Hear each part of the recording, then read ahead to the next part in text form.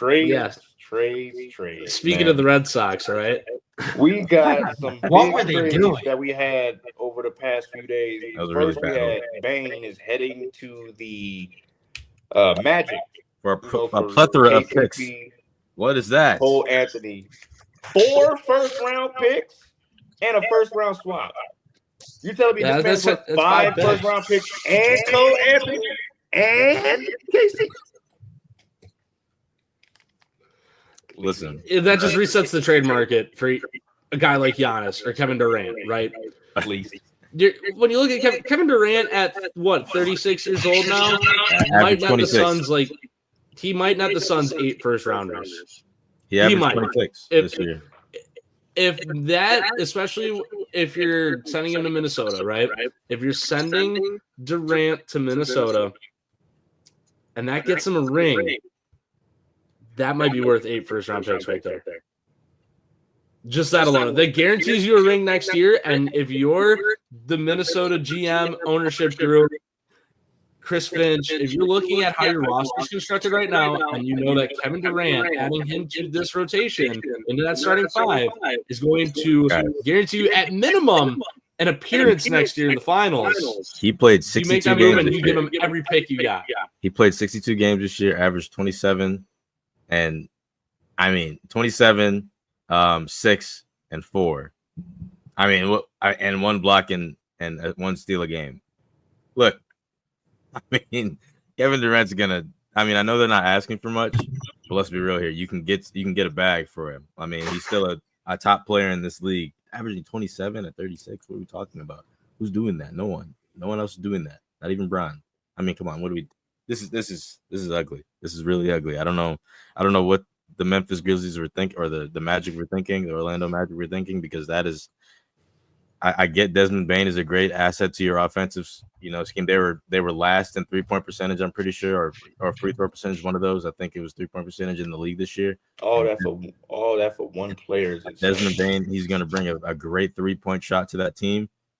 But man, giving up Caldwell Pope, one of your best defenders, and Cole Anthony, your best bench piece, and a bunch of picks for one guy that maybe can help you in the playoffs against maybe the Knicks or the Celtics, which I don't think will happen. If they're maybe the Celtics, now that they're falling apart a little bit, but the Knicks next year, the East is wide open. So maybe this is why that they're doing this trade. So it's going to be very interesting to see how they, pull that off. That starting lineup, though, let's talk about that. The Jalen Suggs, Desmond Bane, Franz Wagner, Paulo Banchero, and Wendell Carter Jr. That's a great 5. Well, now we just got to worry about the bench. Who says they don't try and upgrade at center either? There's still a chance that they try and. I don't know if they'd have the cap space for it, but Miles Turner is going to most likely be on the market. Not saying that he'd want to go to a team like Orlando, but it's out there. Wendell Carter Jr. Well, is pretty good. now we can't even make that case now, calling them a team like Orlando anymore. Orlando's here. I've been talking about them for a couple of years now. I've liked that roster for a while. Big swings at him. There's going to be teams that take big swings at him. Well, of course there are, but I don't think we can just call them a team like Orlando anymore. They're going to be a perennial playoff team in the East for quite a while now. And Desmond Bane switching his number to 3. 3 Rex is going to go so hard as a nickname down in Orlando, because that guy has got short arms, looking like a T-Rex. Strong as hell. 3 Rex, right? That's going to go so stupid down there. And Desmond Bane, let's not forget, Desmond Bane is actually a pretty damn good basketball player. He's a bucket, bro. He's a real 19 points per game this year with the Grizzlies. And the Grizzlies were one of the deepest teams in basketball for much of the year, too. He was a terrific basketball player over in Memphis. He's a bucket. 32 minutes a game, 48.5 from the field, 40 from 3. He was almost a 50, 40, 90 player this year. He played 69 19 points, 6 boards, 5 assists. All right, he was healthy this year. Half a block and a steal. And then we got 69 games. Half a block and a steal.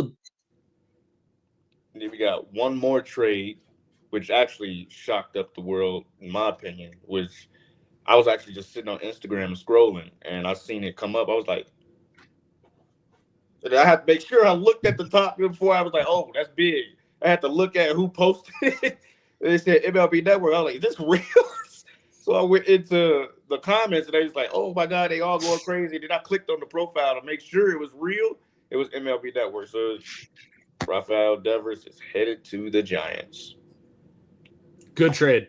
Red I'll be Sox the first to say traded it. Jose Bayo, Kyle Harrison, Jordan Hicks. Those three pitchers, and then we have James Tibbs III, a prospect as well. He's headed. They're headed to Boston, while Devers heads to San Francisco. I'll be the first to say it. This is a good trade for Boston. I will be the first to say it. This is a hill I will die on. Yeah, right. Yeah. You had a disgruntled superstar, right? This isn't like we could talk about and make comparisons to like the Luka Doncic to the Lakers trade as like the shock value and things like that, and how the return package is a little underwhelming, right? Yeah, maybe the Red Sox could have gotten a little bit more if they would have waited an extra month. But there is no point in waiting an extra month when both sides know that bridge is burned. That bridge was gone. Rafael Devers, for what we know, for all intents and purposes, did not want to be a Red Sox any longer. And yeah, he signed that 10-year extension back in 2023. He didn't want to be a Red Sox. He did not like the direction the organization was going in, how they were almost, it looked like they were trying to replace him at third base. And yeah, he's not a great defensive third baseman, but it looked like they were trying to replace him at third base when they brought in Alex Bregman, and that's what they did. They moved into a full-time DH. You're looking at who's going to be the best. You're looking at a guy who is going to be the best DH the Red Sox have had since Poppy, right? But that's not who Devers is. He's still 27-ish, 28 years old. He can still play the field. He's not the greatest, but he still can. And it's comical how they sent him to San Francisco, where Matt Chapman is one of the best defensive third basemen, and Bryce Eldridge is a terrific defensive first baseman who once what are they going to do with Chapman if that's the case? Play him at third base, and Devers is going to DH. Devers is going to he's not replacing. Put on his best Barry Bonds impression for that team to make a postseason, and I think they will now. But let's talk about the return package, right?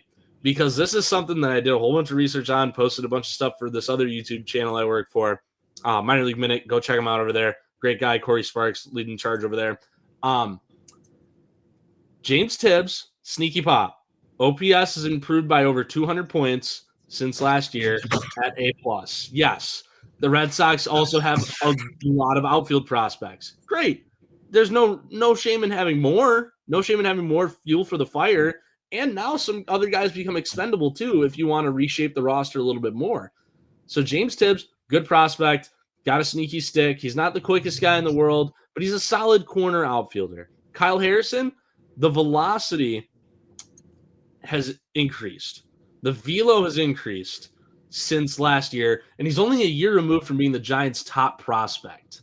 Let's face that, too. He was the number one prospect in that organization last year at the beginning of the season. He's touching 96, 97 with regularity now. The fastball's got a lot of zip. It doesn't have a lot of movement. That's the only problem, but he's got a good delivery. So with his extension, things like that, it really looks like Kyle Harrison might have a little bit of a turnaround here in Boston, because we talk about changes of scenery all the time. That could be all he needs. And then the real wild card here, I'm not even going to talk about Jordan Hicks. We know what we're getting with Jordan Hicks. He ruined his career when he agreed to become a starting pitcher. He was a phenomenal reliever.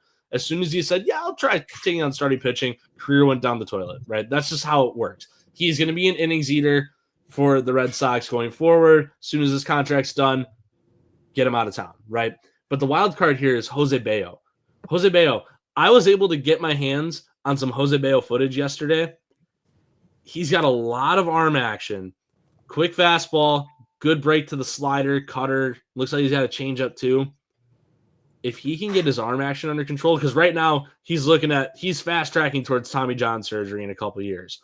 But if he can get his arm action under control, Jose Bayo, we're looking at a guy who could become another Abner Uribe prototype, where he's this young guy, comes out of nowhere and turns into a stud reliever. And the Red Sox, they haven't had, name the last time the Red Sox had a star closing pitcher. It's been a while. Coach Uehara is the first. Was there, wasn't he? But he wasn't a star when he was in Boston. Yeah. Koji Uehara, same way, was never a star with Boston. They haven't had a Aroldis Chapman last year. I mean, that's what we're getting. Or even this year, he's a Red Sox. Aroldis Chapman, I mean, that's about it. And he's not even a star anymore. So this trade made a lot of sense. That contract is looking more and more like a dump. 2018 Craig Kimbrell, there it is. It's looking more and more like a dump since it was signed. And yeah, the return package wasn't great, but Rafael Devers moving to San Francisco was a great move for the Giants because they're getting one of the best hitters in baseball right now, and a great move for the Red Sox because the Giants agreed to pay 100% of that contract. They're paying the entire Devers contract now. He is no longer on Boston's books. That's part why the return package wasn't so good.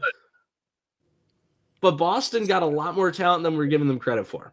That's all I'll say with that. Mm-hmm.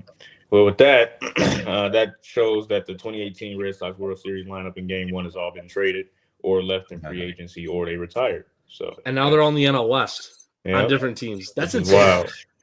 The only insane person that's on a different team that actually stayed in the East but he went to the National League was Chris Sale. So